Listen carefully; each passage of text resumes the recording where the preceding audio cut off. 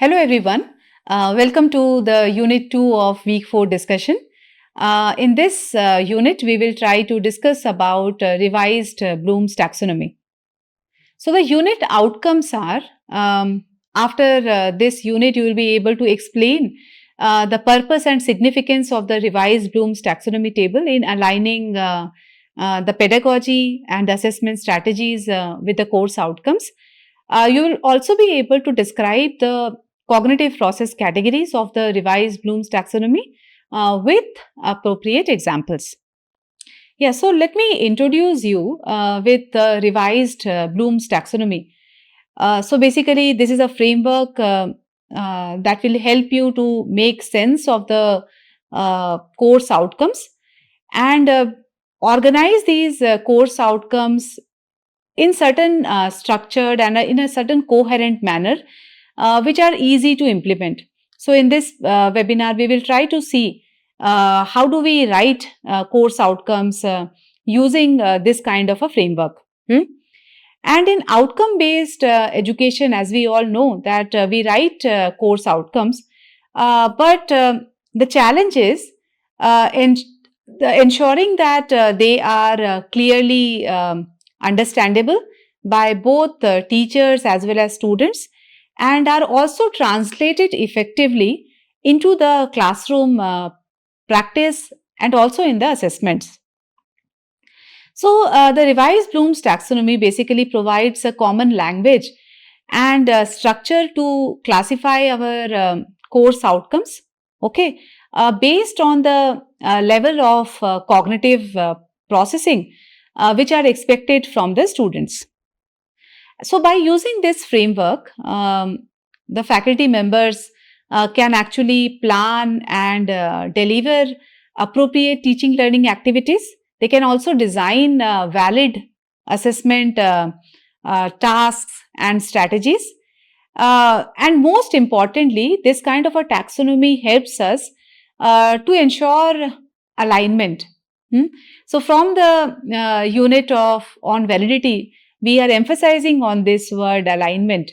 Okay, alignment between the course outcomes and the instructional methods or pedagogy and the assessments. Okay, and this alignment is a key requirement of OBE, and it actually is strongly emphasized by NBA as well as NAC. So, in essence, the revised Bloom's taxonomy, it serves as a practical tool, and it helps us to bridge the gap between what we expect the students to attain and how we teach and how do we assess those expectations. But before moving into the details of this taxonomy, let us try to see the origin of Bloom's taxonomy, okay? And let us try to see that how it has evolved over time. So, back in 1948, an informal meeting was held in a place called as Boston. And this meeting was attended by a group of college and university examiners. These examiners were essentially responsible for preparing, administering, scoring, and reporting results of undergraduate examinations at their institutions. So, all of them realized a common challenge while they were doing this work. So, the challenge was how do they develop high quality assessment items, particularly multiple choice questions. And all of them realized that designing good quality questions is actually time consuming, and it is also labor intensive. So, to address this gap, this particular group of examiners, they were actually thinking that can we have a common framework for classifying the intended outcomes. Okay, so how will it help? Basically, it will help to promote the exchange of the test items. So, since it was labor intensive, time consuming, so they were thinking that can we actually split the work and then can we try to exchange the test items and then try to develop a large kind of an item bank. Okay. And also this kind of an approach might enable sharing of the testing procedures and also encourage discussion also so as to the assessment practices can be improved. So the primary goal was to create a standard kind of an vocabulary that clearly indicated what a test item was intended to assess. Okay, so can we have some kind of a standard vocabulary which can actually enable exchange of items, the exchange of ideas? And they really felt that this kind of a common vocabulary will lead to significant efficiency and consistency in evaluation across all these universities. So, this early effort back in 1948 led to the creation of Bloom's taxonomy, okay, in 1956. So, they came up with a taxonomy. Fast forward to 1998, okay. So, the earlier taxonomy which was proposed in 1956, okay, and the taxonomy that was proposed recently in 2001, for which the work started in 1998. So, there was a difference, okay. So, in the earlier taxonomy, there were 6 levels, right from knowledge, comprehension, application, analysis, synthesis and evaluation, okay. While in the new taxonomy, there were certain changes, okay, because there were certain limitations of the earlier taxonomy and therefore certain advancement was taken up. And the advancement was to basically ensure, basically revisit the existing taxonomy and then revise it. And this revision was carried out by a broader and a more interdisciplinary group. So, in the earlier group, they had examiners, while in this group, they had cognitive psychologists, curriculum theorists, instructional researchers, testing and assessment specialists. And the revised framework basically reflected advances in our understanding of how students learn, how knowledge is processed, and how course outcomes should be articulated and assessed. Because you see, there was a gap of these many years, and probably the research in the domain of learning theories, the assessment theories, okay, probably that kind of those kind of domains have also made some kind of an advancement. So how can we feed all of these advancements to the new taxonomy? So that was the objective.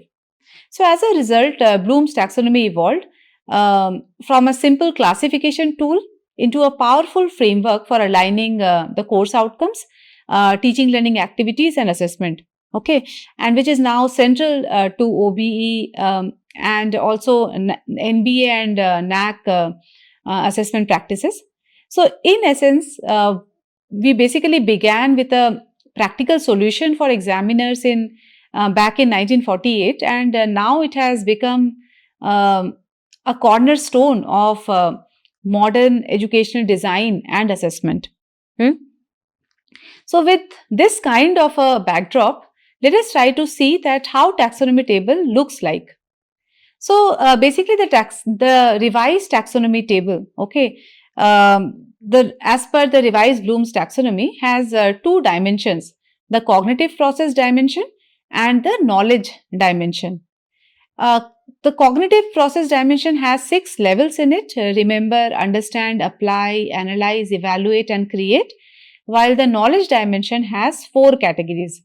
4 types of knowledge are basically identified, which is of factual, conceptual, procedural and metacognitive. So in this unit and in the next unit, we will try to unpack the meaning of each of these cognitive process dimension and the knowledge dimension. So as far as this unit is concerned, we will try to focus on cognitive process dimension. So starting with the lowest cognitive level, which is on remember. So basically, this cognitive level promote retention of the presented material much the same format as it was taught. Okay, so basically it involves retrieving the knowledge from long-term memory, and cognitive level, this cognitive level of remember, basically it acts as a foundation for meaningful learning and problem solving, because if a student is able to remember something, probably the student will be able to understand, apply, analyze, evaluate and create. Okay, so basically this acts like a foundation, and this is a very important cognitive level as such, because it helps our students to do the higher order cognitive task. Okay, and it's at some kind of a foundation. So for as far as remember cognitive level is concerned, there are two subtasks, subcognitive processes, which is of recognizing and recalling. So there can be two kinds of remembering. One is recognizing and another is recalling. Okay. What does recalling mean? Basically, it focuses on retrieving knowledge by identifying information similar or identical to the learned material. So here some kind of recalling is happening. Okay. So basically assessment involves verification, matching or any kind of forced choice task. So probably these examples will help you understand what is the meaning of recalling. For example, we are asking students to match electrical circuit symbols with their function. So some kind of recalling. Identify types of stresses in a truss diagram. Select correct units for physical quantities in a table. Match logic gates symbols to their functions. So in each of these, a simple cognitive level of recalling is happening. Now coming to the second sub-cognitive process under remembering, which is of recognizing. So there is a difference between recalling and recognizing in terms of prompts. So now the recognizing is happening without prompts. So if you are thinking about recalling, they must match the following. So certain options are given and student need to recall. While in this case, there are no prompts given to the student. Okay. So student is bringing the information from the long-term memory to the working memory. So certain example can be recall the formulas for bending moment and shear force. List steps for preparing a PCB layout. Write down Kirchhoff's voltage and current law, or write down Bernoulli's equation for fluid flow. So in remember, in each of these examples, you would have noticed that there are no prompts given. Okay, student is recalling. While in the earlier one, there were certain choices given and student was actually trying to retrieve the information. Moving to the second cognitive process, which is of understand. And I think if we review our question papers, if we try to review the questions that we are asking in our classes, very informal kind of questions, most of the questions fall under the category of understand, but because we believe that this is a very important cognitive process. Okay, so basically when we say that students have understood something, what does that mean? It means that they are able to construct meaning from our instructions. Okay, and they're actually able to make sense of this information. Okay, so whenever we try to give any kind of a new knowledge, and if a student had understood it very well, okay, the student will be able to connect the new knowledge to the prior knowledge. And if this happens, then we say that student has understood something. The conceptual knowledge, if you can recall that there were 4 knowledge categories, the conceptual knowledge forms the foundation for understanding. Okay, so understanding involves verbal, pictorial or any kind of symbolic representation. So if you are able to represent the information in all these terms, probably we say that yes, the student has understood.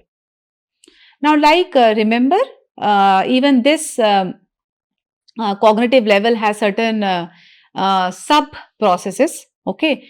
So there are 7 processes in it: interpreting, exemplifying, classifying, summarizing, inferring, comparing, and explaining. Okay.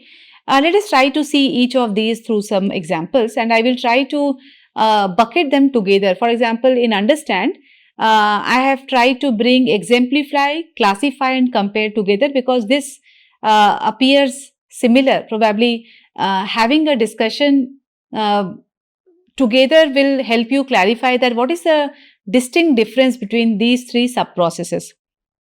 So when we talk about exemplifying, basically we are expecting students to give a specific example of a general concept or a principle. Hmm? For example, if I am asking students to give an example of a renewable energy source, so what does that mean? That student has understood the concept of renewable energy source and therefore is able to provide an example, isn't it?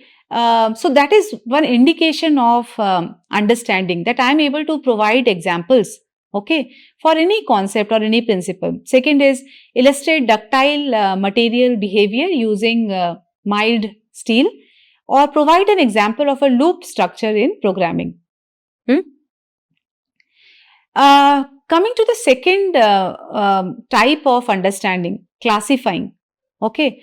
So, if a student is able to place something into an appropriate category based on its features or characteristics, we say that yes, students have understood that particular concept. If a student is able to classify. Hmm? For example, classify materials as ductile or brittle, categorize semiconductor devices as diodes, BJTs, or MOSFETs, classify algorithms as searching or sorting. Hmm? So, in each of these, if the student understands 2 different concepts, the student will be able to classify them. Hmm? The third similar kind of process is comparing. What does comparing mean? The meaning of comparing is if the student is able to identify the similarities and differences between 2 concepts. Okay, where are the similarities? Where are the differences? So here we are not making them give examples or classify, right? The explicit intent is to help students compare. Hmm? For example, if a student is able to compare AC and DC circuits, differentiate laminar and turbulent flow, compare arrays and linked list, or differentiate AM and FM modulation. Hmm? In each of these, student is have understood 2 concepts very clearly and now able to compare. Hmm? The next set of sub processes are explaining and summarizing. Now again, these 2 sounds very similar, but they are different. So what does explaining mean?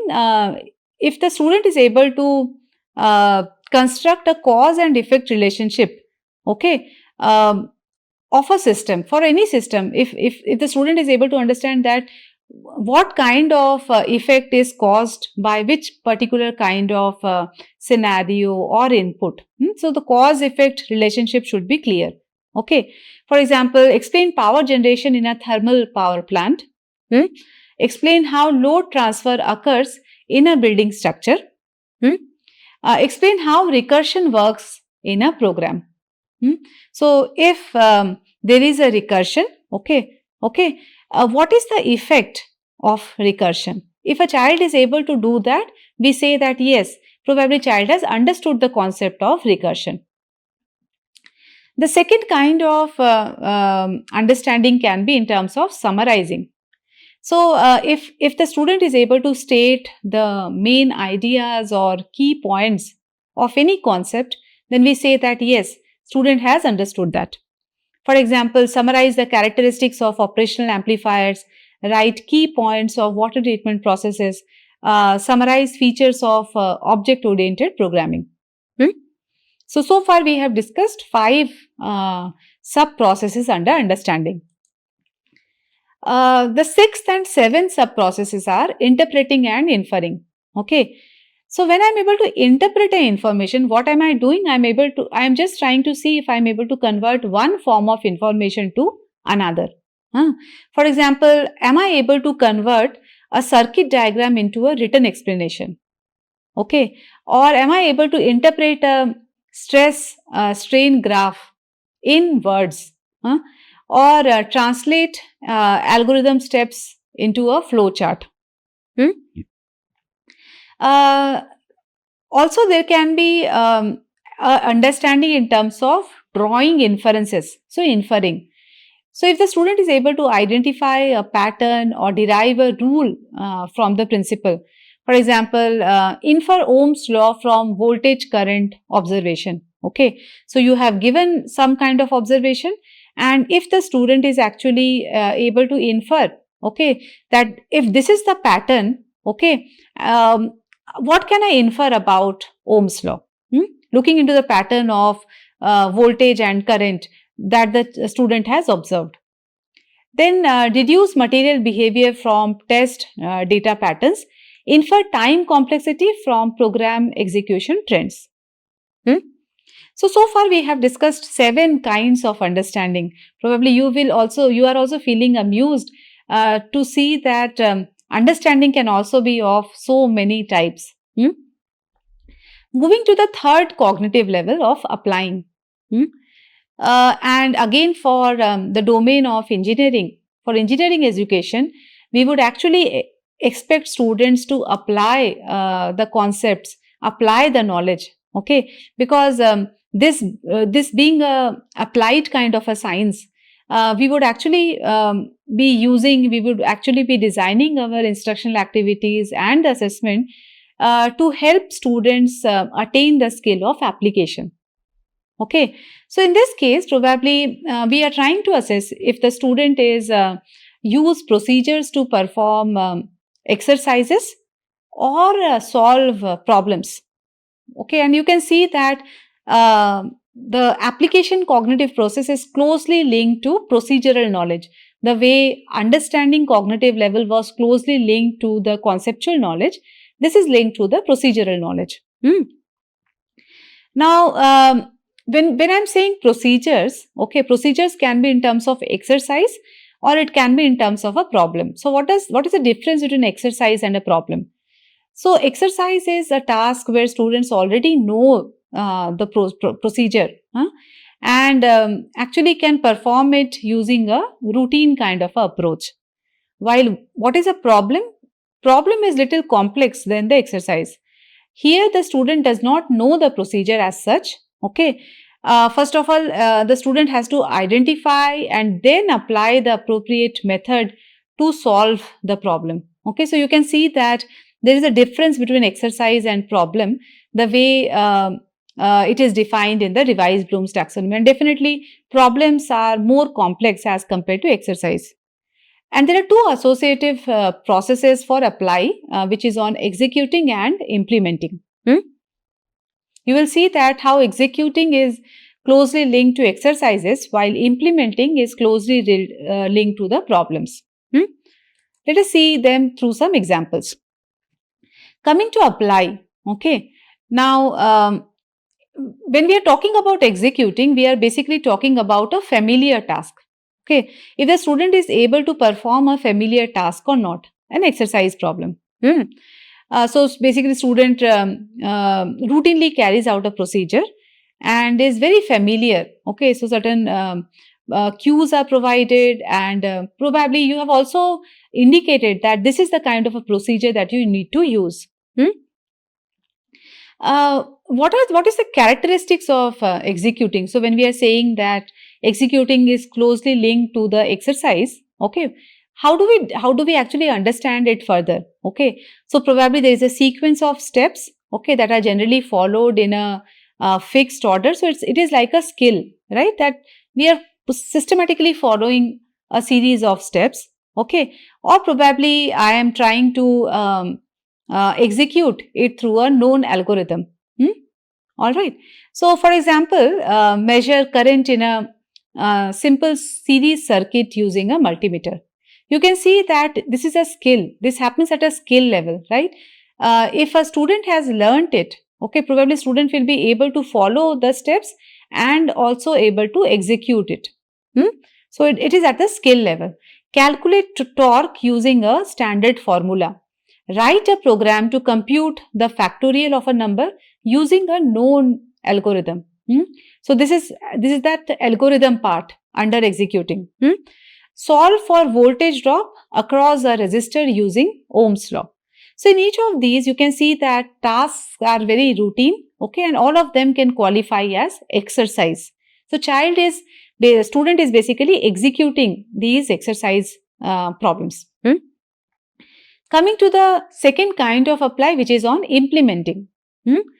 And in implementing, the task is unfamiliar, and in this particular framework, we call it as problem. So basically, student must select and adapt a existing procedure based on the problem type and the available methods. And what characterizes implementing? Okay, for example, as far as executing was concerned, it was related to skills and algorithm.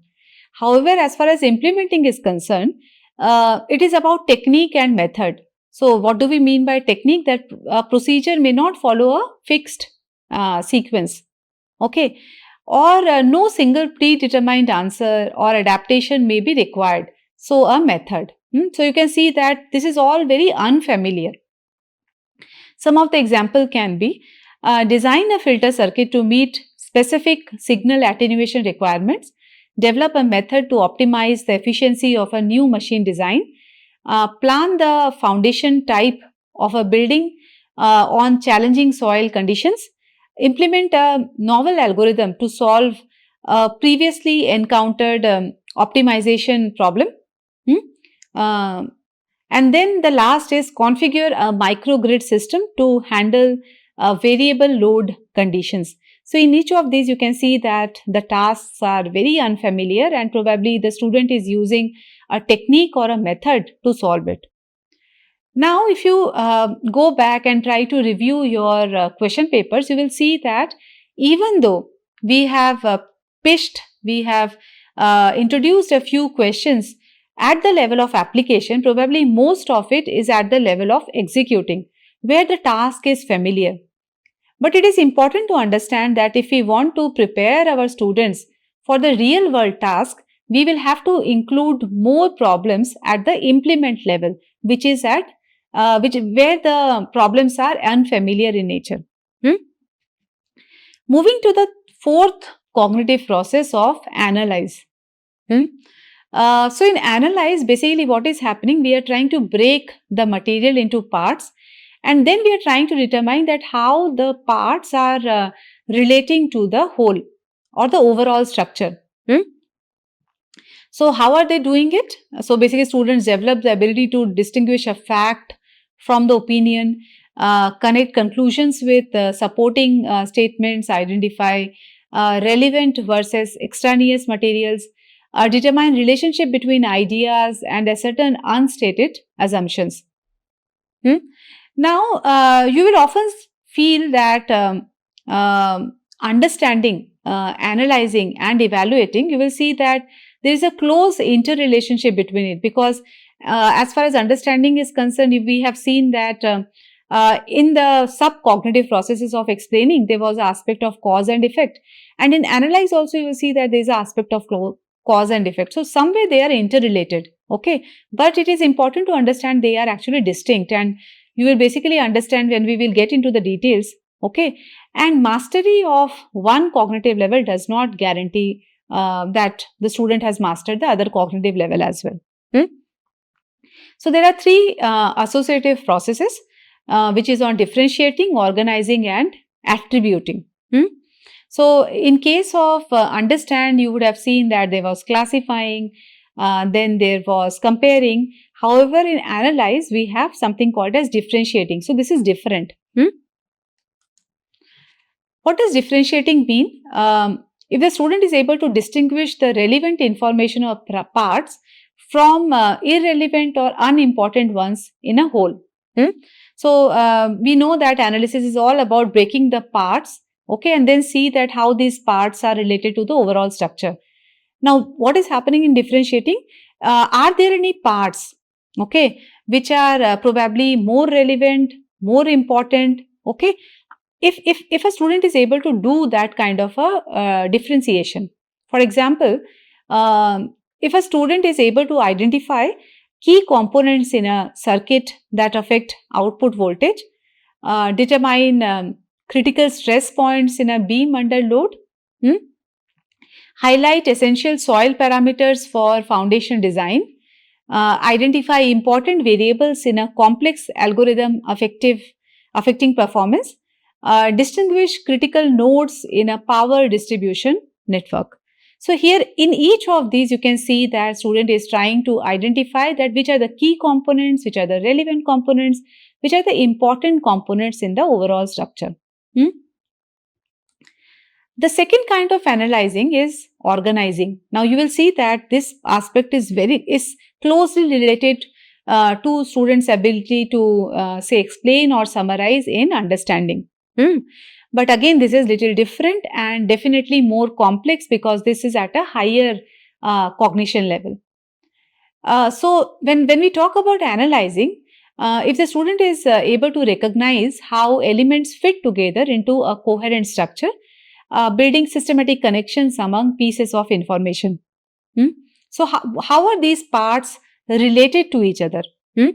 For example, if we are having questions such as organize circuit components logically in a PCB layout, arrange assembly steps in a CAD design systematically, structure constructions schedule to reflect task dependencies, organize modules and functions in a software architecture, systematically arrange protective devices in a substation layout. Okay, now in each of it, you can see that how there is a focus on the relationship between the parts, okay, in an overall structure. Coming to the third kind of analyze, which is attributing. Okay, in this, student is able to determine the underlying intentions, biases, values, or perspectives. For example, identify design trade-offs in a circuit due to cost or power constraints, infer why a particular material was chosen for a mechanical component, understand the rationale behind choosing a specific foundation method in a report, determine why a programmer chose a particular data structure or algorithm, assesses the designer's intent in selecting protection settings in a power system. Okay, so whatever assumptions we take, and especially in engineering education, we take lots of assumptions, right? So if a student is able to understand that why have we taken those assumptions, what is the reason behind those design decisions? Okay, so all of this comes under analyze. Moving to the sixth cognitive level, okay, which is on evaluate. Okay, evaluate is all about making judgments based on either a criteria, okay, or a standard. Okay, again, this is very important for our for all the subjects, all the courses in engineering education. So when we are saying that student is able to make judgments based on criteria or a standard, what does criteria mean? By criteria, we mean in terms of quality, in terms of effectiveness, in terms of efficiency, in terms of consistency. And when we talk about standards, it can be either qualitative or quantitative. Okay, it can be set by the students or by the instructors. Again, for evaluate, there are two associative processes. One is checking and second is critiquing. And in both checking and critiquing, you will see that different kinds of judgment is happening. So when we say checking, okay, so if we are able to check, which means we are able to test for internal inconsistencies or fallacies in an operation process or a product. Okay, and the purpose is to ensure that the conclusions, the data or the materials are basically consistent and valid. Okay, because if we are trying to draw certain conclusions from a system, those decisions should be, those conclusions should be valid in nature. For example, there can be certain activities that include, so when you are teaching in your class, Probably if you are expecting students to verify whether a conclusion follows from a premise, or checking if the data support or confirm a hypothesis, identifying contradictory parts in a presented material. So in each of these, the student is checking based on a criteria or a standard and making a judgment. For example, the certain assessment examples can be: test if a circuit behaves as expected according to the design specifications. Check whether a machine component meets tolerance and design requirements. Verify if structural analysis calculations are internally consistent with load assumptions. Test a program for logical errors or inconsistencies with the algorithm design. Monitor a power system to detect inconsistencies between the predicted and the actual load flows. Now you can see that in each of these evaluating, when the student is checking, there is certain criteria and then there is certain kind of a standard. For example, if you see the first question, test if a circuit behaves as expected according to the design specifications, right? So design specifications becomes the criteria to check if the circuit is behaving as intended. The second kind of evaluation is critiquing. So again, here some kind of a judgment is happening, and judging a product, solution or an operation based on externally imposed criteria and standard.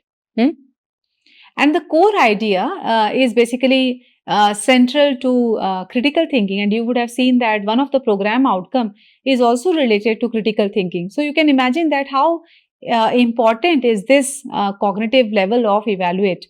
And here the focus is to evaluate effectiveness, feasibility, cost and compliance with certain standards. For example, critique circuit design based on performance, power consumption and cost constraints.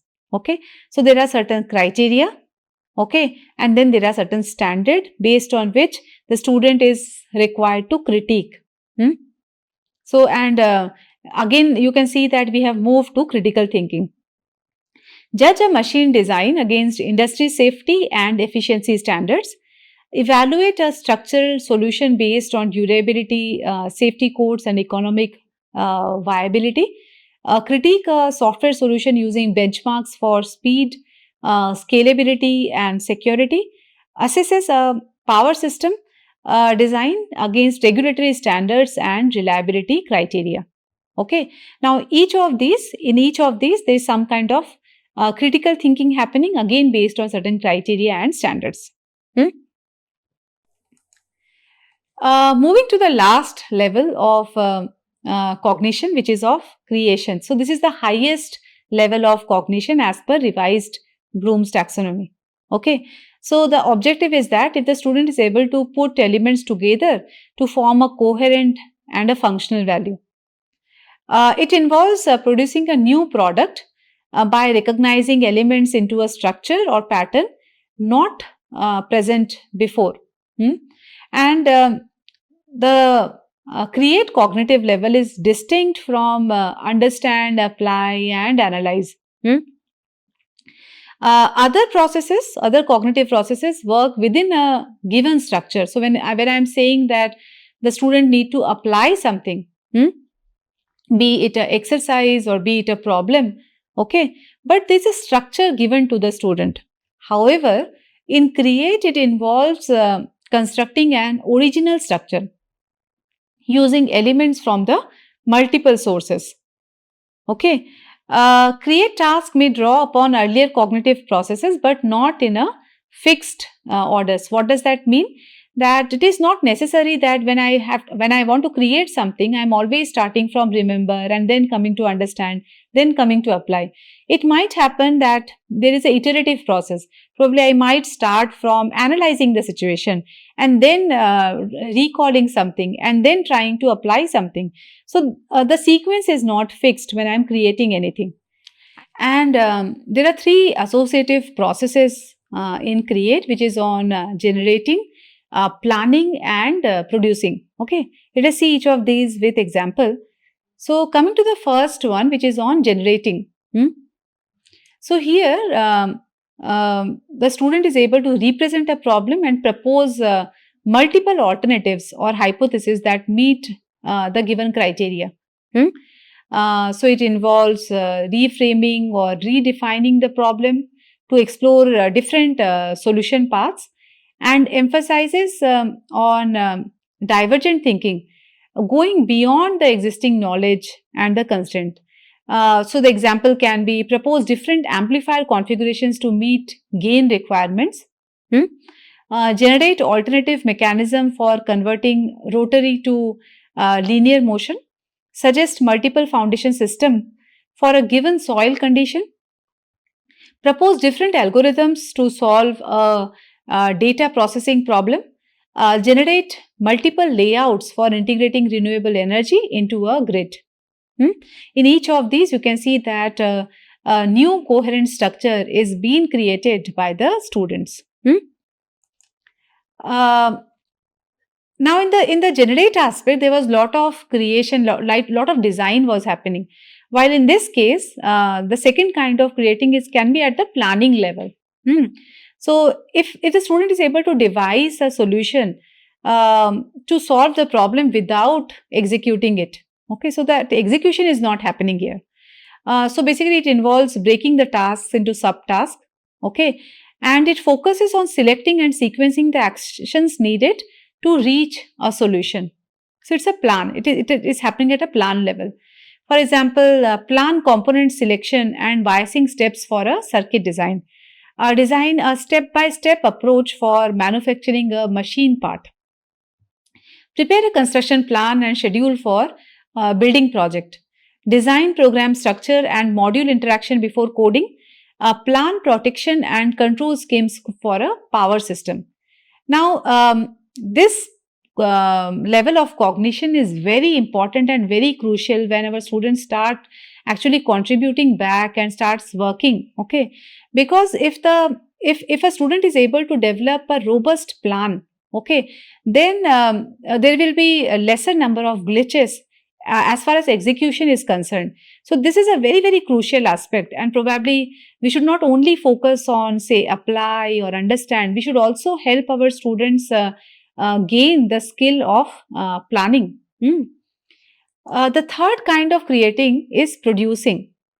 So in this case, the student is executing the plan to create a solution that meets the given specification.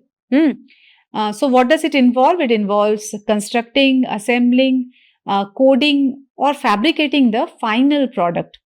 And it requires coordination of all kinds of knowledge.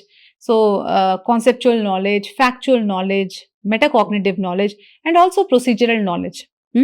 For example, if the student is able to build and test the designed electronic circuit, okay, now you can see that probably planning has already happened, and then the student is actually able to build it and also test it. Fabricate and assemble a mechanical component or system. Construct a model or implement a structural design. Code, test and deploy a software application. Implement and commission a power distribution setup. Now, in create also there are 3 levels, and the ability to produce it is at the highest level of cognition. And you would have seen that all the projects that we give to our students, they are all mostly should be at the produce level. But only thing is, we should be able to design good quality rubrics so that the desired skills actually are very clearly reflected in our evaluation and in our marking schemes. So, in this unit, we have tried to understand all the 6 cognitive processes of remember, understand, apply, analyze, evaluate and create, along with their associative processes. In our next unit, we will try to focus more into the knowledge dimension of factual, conceptual, procedural and metacognitive.